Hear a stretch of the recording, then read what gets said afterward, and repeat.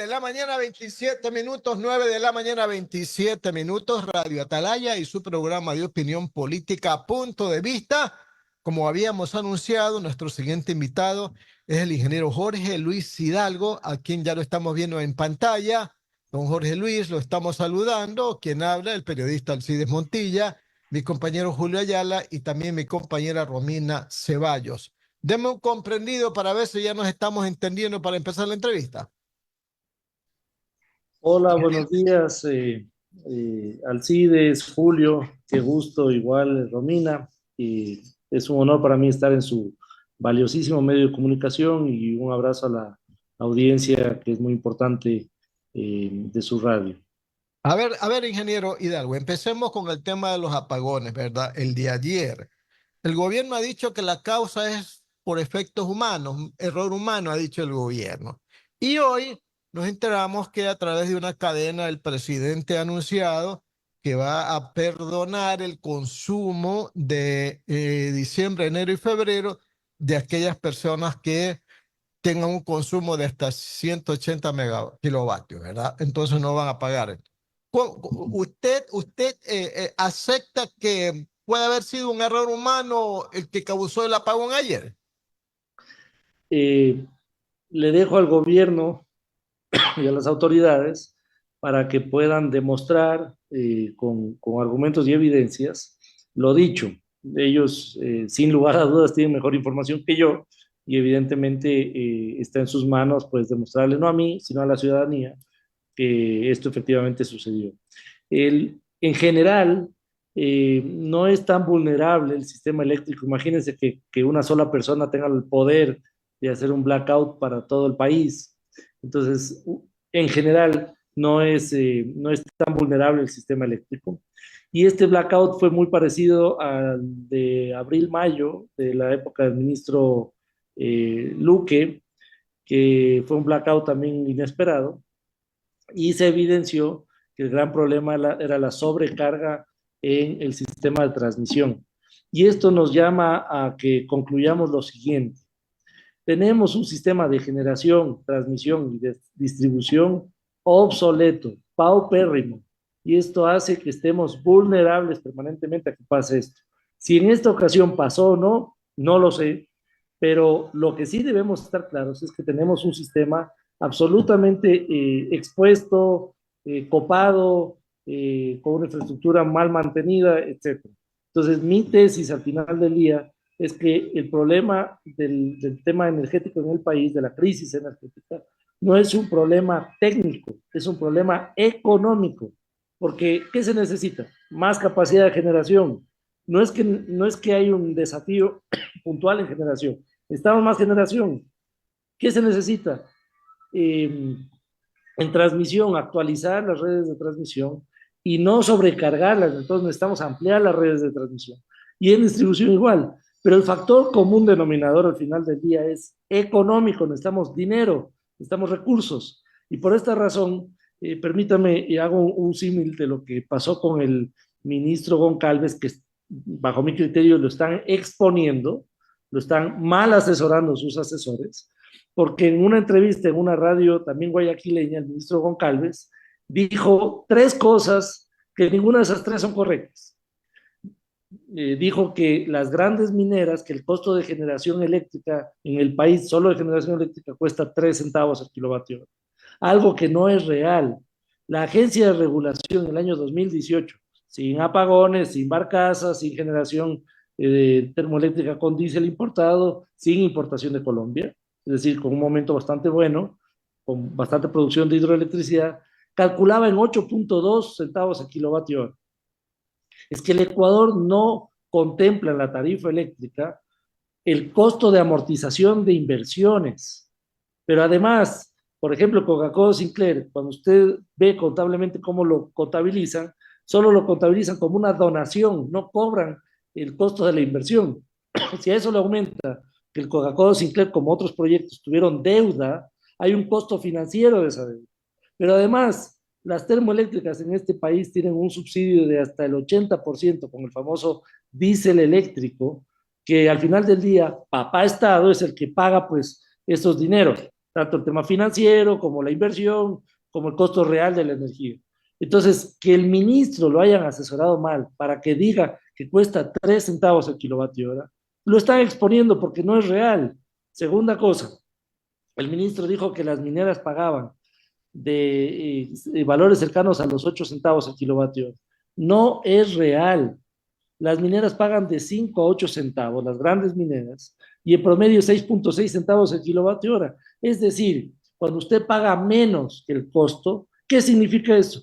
Que tienen precio subsidiado, pues. Entonces el subsidio no puede ir para quienes sí pueden pagar. El subsidio debe ir para los más pobres. Evidentemente tenemos que cuidarlos. Pero si el Ecuador regala la energía, no hay solución posible en esta crisis ni en los próximos años. Y lo tercero que dijo, que a mí me sorprendió enormemente, es que las grandes mineras subsidian la tarifa de la dignidad. No, señor ministro, no le están asesorando bien sus asesores. La ciudadanía financia el subsidio a las grandes mineras. Y este es un grave problema porque, lo menciono, porque al final del día necesitamos corregir esta distorsión. No hay solución posible, estimado Alcide, estimado Julio, estimada Romina. No hay solución posible si regalamos la energía. Con esto termino. El ministro menciona que para paliar, porque además en la misma entrevista menciona que para paliar esta crisis eléctrica, al no tener recursos, se tiene que financiar con deuda y para la energía emergente necesitamos comprar necesitamos comprar energía emergente que va a costar $1.000 millones. Está bien, lamentablemente no nos queda de otra. ¿De dónde vamos a sacar esos 1.000 millones? ¿Sabe de dónde? De deuda. ¿Y quién termina de pagar esa deuda? La población, pues. ¿No ve que con la deuda que nos toca pagarle en algún momento, hay menos dinero para infraestructura, menos dinero para salud, menos dinero para seguridad, menos dinero para educación, pero además, menos dinero para la infraestructura del sector energético mismo? Entonces, necesitamos sincerarnos, primero sincerarnos en qué tan grave es la crisis, que dicho sea de paso, es más o menos de 1.080 megavatios la necesidad o el déficit de energía y la barcaza solo es de 100 megavatios. Y también necesitamos sincerar los números, no porque yo soy amigo de los mineros y tal, y son gente que invierte, voy a protegerlos a un subsidio que no lo financio con dinero fresco que tengo en el Estado, sino con deuda que la termino cobrando a toda la población. Jorge Luis, hay que adelantar los apagones. Sí, totalmente. Y debemos ser sensatos ante esto. A día de hoy, excepto que pase algo inesperado, tenemos una caída de más de 20 metros de los caudales de Mazar, y esto, del reservorio de agua de Mazar, y esto nos da un margen de movimiento de 25, 30 días. Y lamentablemente la barcaza que debía estar en las esclusas se tuvo que ir a otro lugar, pero donde hay una infraestructura de transmisión paupérrima, muy, muy mala calidad, es decir, va a estar siempre, eh, digamos, al riesgo de que pueda parar su generación o su transmisión de esa generación. Y tenemos un lugar en el Coagrán, me parece que así se llama, donde la logística para mandar el fuel oil no está contemplada, va a ser complicadísimo entrar con una logística de fuel oil hasta allá, por eso necesita pasarse a las esclusas. Pero además es solo 100 megavatios. Colombia ya nos empieza a restringir y además, tengo que decirlo categóricamente, Colombia ha abusado del Ecuador con precios extraordinariamente altos. Nos ha cobrado en promedio el año pasado, promedio 30 centavos el kilovatio hora, con picos de 68 centavos el kilovatio hora, y ahora ya vemos unos precios de 42 centavos el kilovatio hora con restricciones de venta. Y tenemos un déficit de 1.080 megavatios, tenemos una generación en tierra que según el ministro dice que va a entrar a finales de noviembre. Entonces tenemos octubre y noviembre como meses bastante complicados, donde si nos terminamos de consumir todo el caudal de agua, ya no podemos planificar, ya son apagones sin margen de movimiento. Lo que yo propongo es que se hagan apagones coordinados, consensuados, que afecten menos a la población, pero de una coordinación un poco mejor para cuidar los embalses y que el impacto no sea tan fuerte. Evidentemente estamos viviendo un tema electoral y eso complica aún más las cosas, pero yo quiero dejar en claro que este problema es económico y además se toman decisiones que también lo exponen al ministro, sus asesores, porque desde abril ya tenían un plan Petroecuador para aumentar producción de gas natural, para proveer a una termoeléctrica subutilizada, que es la Termogás Machala, con más o menos 20 millones de pies cúbicos solo haciendo workover y mantenimiento de pozos. Esta es una solución de semanas. Y si usted provee de 20 millones de pies cúbicos más de gas, tendría una oportunidad de generación de más o menos 100 megavatios a un costo de 8 centavos el kilovatio hora versus los 16 que está pagando en la barcaza, versus los 25, 35 que está pagando la generación con diésel, versus los 42 que nos está cobrando Colombia. Debería haber sido prioridad Campo Amistad. Pero a lo mejor ni siquiera el ministro conoce que el gerente de Petroecuador acaba de decidir que no se haga la contratación de workover porque ya no cree que es una solución para este estiaje. Pero para el próximo estiaje vamos a seguir con las mismas complicaciones, pues. Entonces, no se entiende cómo le hacen al ministro Goncalves decir públicamente que ya se está haciendo esta contratación para que otro funcionario de mando menor decida que ya no se haga y evidentemente exponen al país a una crisis aún mayor. 9 de la mañana, 39 minutos, Radio Atalaya y su programa de opinión política a punto de vista. Estamos dialogando con el ingeniero Jorge Luis Hidalgo, experto energético. Más preguntas de mi compañero Julio Ayala. Adelante, Julio. Gracias, Alcides. Yo no sé si Romina acepta hacer ella las preguntas para yo ir después, siempre primero las damas. Gracias, gracias Julio, claro que sí. Jorge, ¿qué se pudo hacer para prevenir lo que estamos viviendo hoy? Se habla muchísimo, bueno, el correísmo habla muchísimo de que no se dio mantenimiento a las obras que ellos hicieron y el anticorreísmo dice que realmente las obras que ellos hicieron fueron mal hechas. ¿Cuál es la realidad y qué se pudo hacer en ese sentido para prevenir lo que hoy estamos viviendo? El problema es medular y el problema es económico. Si no, miren, esto es muy sencillo. Lo único seguro es que si usted cobra menos del costo, va a quebrar. Si alguien produce pan y le cuesta 10 centavos, pero cobra 5 centavos, podemos especular muchas cosas de mal manejo, de corrupción, de todo lo que usted quiera. Pero al final del día, lo único seguro es que va a quebrar.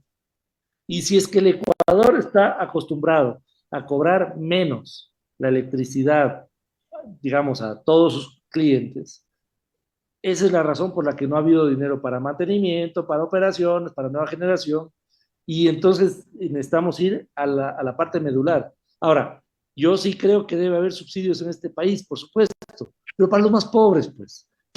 ¿Cuál es el objetivo de subsidiar a las dos grandes mineras de este país? No se entiende, pero además no se entiende cómo los asesores del ministro Goncalves lo exponen a decir semejante cosa que es que la generación eléctrica cuesta 3 centavos el kilovatio hora.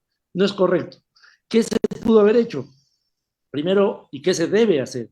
Recaudar más, porque sin recursos no se puede, no hay margen de movimiento. Segundo, Campo Amistad. Tenemos un campo repleto de gas. No es coincidencia que se caigan 3, 4 veces la licitación de Campo Amistad, pero además ya el ministro anunció, sus asesores le hacen mencionar que ya va a salir la licitación, incluso mencionó una empresa, pero han tomado la decisión la semana anterior de que ya no se haga.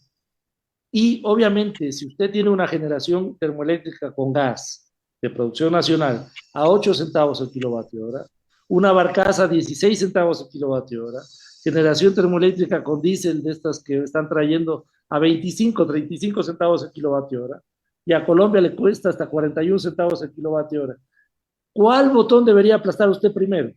El más barato, pues, el que tiene con Campo Amistad, pero no lo hace, y ahí sí tengo que mencionar, lamentablemente, a la Cámara de la Energía y al señor Roberto Aspiazu, que distrajo la atención del gobierno en un momento de crisis, de incendios, me refiero a de crisis eléctrica, cuando en abril o mayo, mientras Petroecuador le presentaba el plan para aumentar producción de gas, el señor Azpiazu con la Cámara de la Energía vendieron la idea de que no, que lo que necesita el país es importar gas. ¿Y sabe qué? Trabajaron las autoridades en ese entonces de forma emergente en sacar un reglamento para favorecer y abrir una autopista de importación de gas.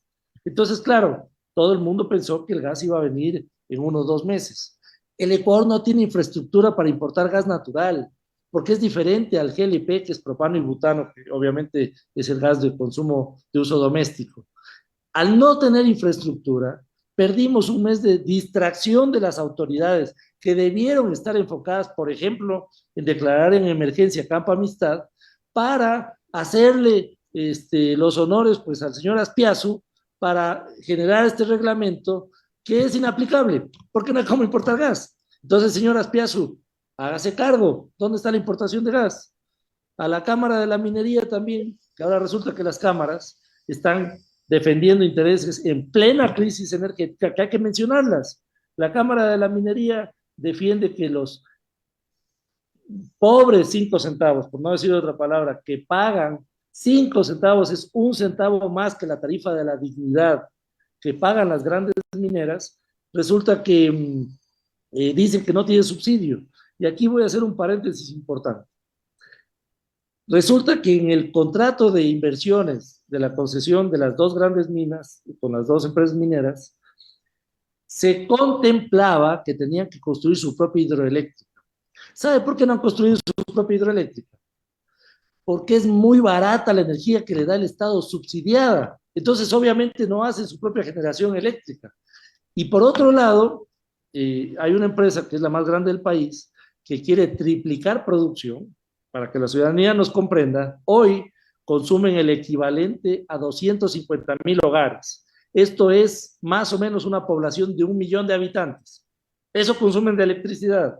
¿Cuántas ciudades tiene este país que tengan 1 millón de habitantes? Si son 3 o 4, son muchas. Pero quieren triplicar producción, entonces va a ser en teoría, en consumo energético, va a ser una población de 3 millones de habitantes. Y el señor representante de la empresa minera dijo que no iban a hacer su propia hidroeléctrica y que el Estado, por obligación de la Constitución, tiene que proveerles de electricidad. Entonces usted dice, bueno, tiene que proveerles de electricidad. ¿Qué tiene que hacer el Estado? Más barcazas, más generación con diésel, más importación de Colombia a precios de 16, 20, 35 centavos para revenderles a 5 centavos. ¿A usted le parece que esto es sostenible? ¿Le parece que nosotros tenemos luces de resolver este problema? Sí.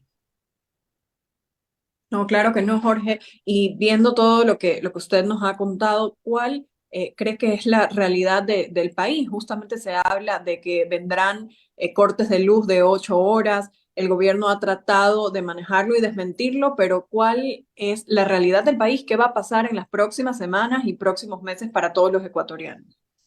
Yo espero y aspiro a equivocarme. Créame que es una de las pocas veces que ojalá me equivoque.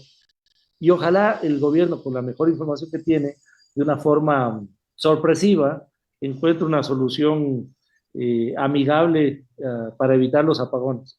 ¿Por qué? Porque el apagón es el peor de los impuestos. El apagón pone en riesgo la vida de muchos familiares que están conectados a un respirador artificial o algunos equipos que lo mantienen cuidado en su emergencia de salud. El apagón daña equipos como la refrigeradora, la cocina, el horno. El apagón genera que la gente no pueda trabajar. El apagón genera que la gente no pueda vender. Entonces, toda la población está vulnerable y al final del día, cuando uno dice, ¿por qué no hay más generación? ¿Por qué no hay mejor transmisión? ¿Por qué no preveyeron que, por ejemplo, se tiene que hacer mayor mantenimiento a las termoeléctricas?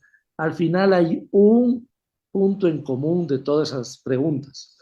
Plata, recursos, ¿por qué no había? ¿Y por qué no había recursos? Porque el Ecuador regala su energía, no solo la eléctrica, sino también de combustibles.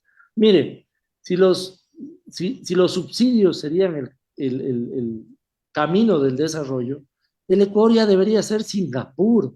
Y eso es lo que no estamos entendiendo, que estamos regalando la energía no a quien más la necesita, que son los más pobres, sino a quien menos la necesita, que son las empresas, por ejemplo, como las grandes mineras. Y este país tiene que sincerar esto, y la población tiene que saber esto para exigirle a las autoridades que tomen decisiones que se pueden tomar el día de mañana. Entonces, al final del día, el país necesita hacer un reseteo de su manejo energético en el país. ¿Por qué? Porque primero, regala la energía, ¿no es cierto? Segundo, las empresas privadas quieren invertir en generación eléctrica, pero no pueden competir con los subsidios del Estado. Por eso usted tiene una participación de 4 o 6% del sector eléctrico privado y todos recurren a papá Estado. Entonces, por ejemplo, ahorita el ministro Goncalves necesita $1.000 millones, no saca del sector eléctrico, saca de papá Estado. Y cuando le dice al ministro de Finanzas, deme esos 1.000 millones, el ministro de Finanzas dice, bueno, tengo que ver cómo lo hago porque obviamente estamos en crisis. Entonces, ¿a quién le saco? ¿A quién le quito? A seguridad, a salud, a educación, a infraestructura. Entonces, al final del día, todos nosotros nos empobrecemos mientras volvemos al tema de subsidios que tienen empresas que no lo necesitan. Perfecto. Julio, sus preguntas. Mina, gracias. Una cosa, ingeniero Hidalgo, le doy el cordial buenos días en primer lugar. Buenos días. Dígame una cosa, ¿por qué razón? Porque esto lo conocemos, pero uno se queda perplejo y seguramente usted que es un técnico en esto nos puede desasnar, nos puede sacar de ignorancia. ¿Qué pasó con la energía solar que se iba a implementar donde estaba la famosa refinería del Aromo que decían que iba a generar una gran cantidad de energía? ¿Qué pasó, por ejemplo, con la energía eólica que se habla tanto en Loja y en otros sectores? ¿Qué pasa con las famosas termoeléctricas que las iban a reparar y no sabemos si las reparan? ¿Qué pasa con Toachi Pilatón? ¿Cuándo mismo entra en funcionamiento? ¿Qué pasa, por ejemplo, con el tema de crear, por ejemplo, nosotros creo que tenemos hasta material radioactivo que bien podríamos poner una planta nuclear? Veo que vale $4.000 millones, casi lo mismo que cuesta una central hidroeléctrica en la de Toachi Pilatón. Nos gastamos como 2.000 millones. Con el doble a lo mejor tenemos energía nuclear. ¿Por qué razón el Ecuador?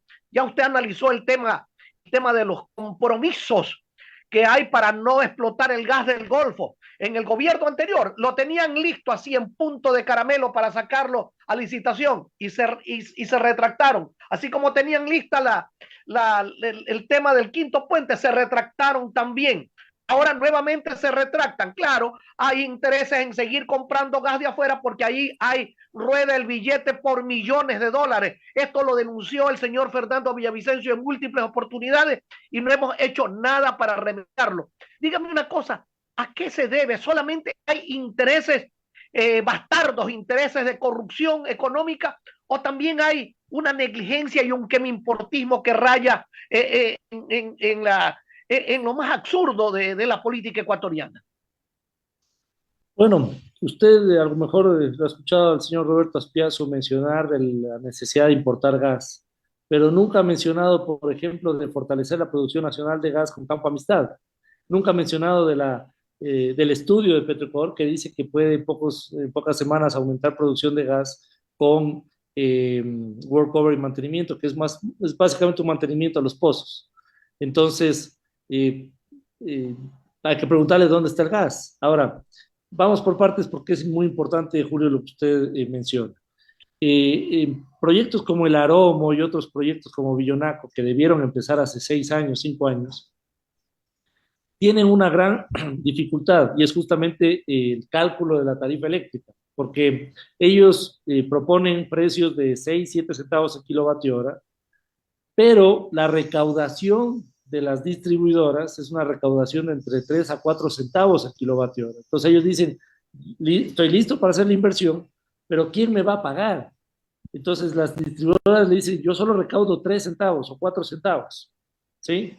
Entonces le dice, ok, yo espero que tú me pagues los 4 centavos pero ¿y los otros 3 centavos?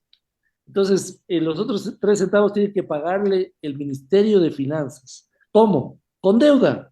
Entonces, eso al final del día para el inversionista privado resulta riesgosísimo y por eso es que han hecho todas unas estructuraciones ahí bastante complicadas para asegurar ese pago. Pero ese pago no se sostiene de forma sostenible, se sostiene con deuda, porque el país regala la energía. Y mientras no se corrija esto, por lo menos con los que más tienen, no hay forma de que la participación privada sea agresiva, rápida. Además, yo creo que hay un apetito del sector privado para entrar. Entonces, muy importante esto. Después, mire, pues los beneficiarios. ¿A quién le beneficia que no salga a Campo Amistad? A los importadores de gastos, a los lobistas como el señor Roberto Aspiazu, que distrajo la atención de las autoridades y tiene que hacerse cargo, y a los importadores de diésel, pues que están felices de que no se importe gas, perdón, que no se produzca gas ecuatoriano, porque siguen vendiendo con mayores capacidades el diésel, que dicho sea de paso, incluso la Termogas Machala la refaccionaron para que acepte diésel. Entonces están felices, obviamente. Se cae la licitación 3, 4 veces de Campo Amistad y usted ve pues la fila de cisternas, ¿no es cierto?, de tanqueros, llegando felices a la Termogas Machala, que debería estar funcionando con gas, pero funciona con diésel importado, que es 70, 80% más costoso que la producción nacional de gas. Entonces, al final del día, si nosotros como país, primero, no le hablamos claro a la población, porque yo no puedo ser insensato, no es una responsabilidad de este gobierno, tampoco de este ministro. O sea, hay condiciones, por ejemplo, hay una condición de una, eh, de unos meses secos, que es una incidencia estadística de menos del 5% de posibilidades que iba a pasar. O sea, estamos en un mes seco, ¿sí? Hay un déficit enorme que no lo acarrea este Estado, sino este gobierno, sino los últimos probablemente 10 años. Pero sí hay decisiones que se deben tomar, son fuertes obviamente, pero que se tienen que corregir como estas distorsiones. Fíjese una cosa, Julio, a lo mejor ustedes no sepan esto. La Cámara de la Minería fue a visitarlo al ministro Goncalves y le dijo que cuidado les tope el subsidio eléctrico que ellos pagan, porque hay contratos que se deben respetar. En ninguna parte del contrato les dicen que les van a garantizar el precio, pues. En ninguna parte. ¿Quién va a firmar semejante locura? Entonces el ministro no puede estar atado de manos imponiendo las condiciones de estos señores cuando tienen una facturación muy buena y me alegra que la tengan, pero el país se está endeudando para proveerles de energía. Ya le dije el caso de que esta empresa minera quiere triplicar producción y dice que por constitución le tiene que dar energía. ¿Qué pasó con Toachi Pilatón, ingeniero? Bueno, Toachi Pilatón es un proyecto que creo que ya va a cumplir los más de 10 años. Tiene desafíos no solo de construcción, sino también de la empresa que construyó ese proyecto, bastante grave. Hay actos que yo no los puedo demostrar, pero supuestos actos de corrupción ahí que han hablado otras personas.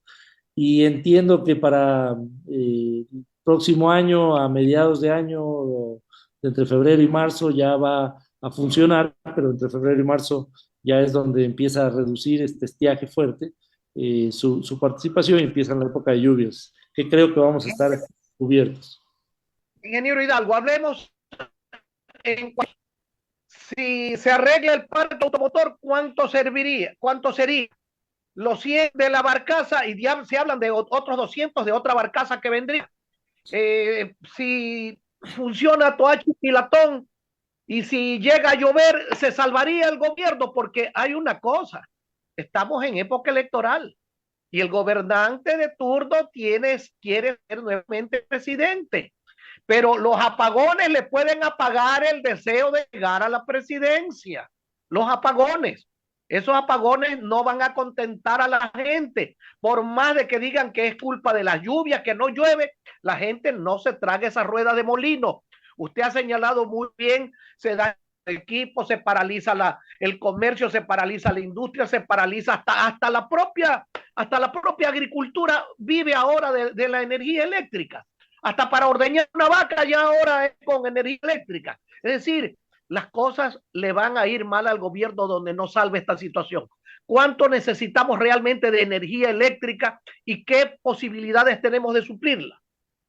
A ver, todas estas soluciones, excepto la barcaza, van a estar en teoría conectadas desde noviembre, diciembre y febrero, marzo. ¿No es cierto? El Toachipilatón, por ejemplo, febrero, marzo. La generación en tierra va a estar en diciembre o a finales de noviembre. Entiendo que la nueva barcaza un par de meses más. Y el déficit es de 1080 megavatios, que tiene 100 megavatios. Entonces habría que calcular el tema de embalses. Hay una caída de 20 metros sobre el nivel del mar y nos quedan unos 25 metros más. Entonces, a una caída de 1 metro por día, estamos hablando de 25, 30 días, esto quiere decir que números fríos, o sea, después todo puede pasar y ojalá pase para evitar esto. Nos quedaría septiembre con una posibilidad de maniobra, pero octubre y noviembre no veo algo que me haga pensar lo contrario.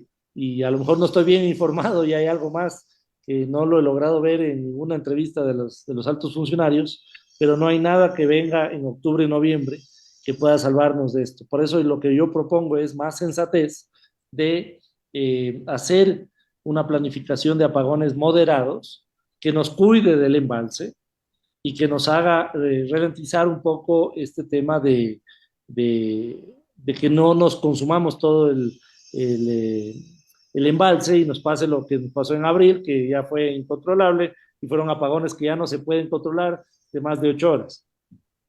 Y las termoeléctricas ya las están trabajando, están reparando, cuando entran en funcionamiento y qué capacidad. Nosotros tenemos una capacidad de 1900 megavatios de termoeléctricas, pero solo funciona 800 o 900 megavatios. Pero al final del día son termoeléctricas absolutamente vetustas, antiguas, ya no funcionan bien, ya es mejor cerrarlas y comprar otras. Pero aquí viene nuevamente, yo quiero insistir en esto porque me parece que la población tiene que conocer este tema. Al final, ¿cuál es el denominador común? ¿Por qué no están las termoeléctricas? ¿Por qué no está mejor transmisión? ¿Por qué no esto y lo otro? Porque no hay plata. ¿Y por qué no hay plata? Podemos hablar de que corrupción, de que se han robado, que esto, que lo otro. Hay muchas otras cosas. Pero es súper sencillo. Si usted recauda menos de lo que cuesta, esto va a pasar inevitablemente. Entonces, al final del día, todo lo que pensemos, todo lo que analicemos, yo puedo quedar como un genio aquí y decir, necesitamos más generación, porque es obvio. Pero usted cree que los técnicos no lo saben. Claro que lo saben.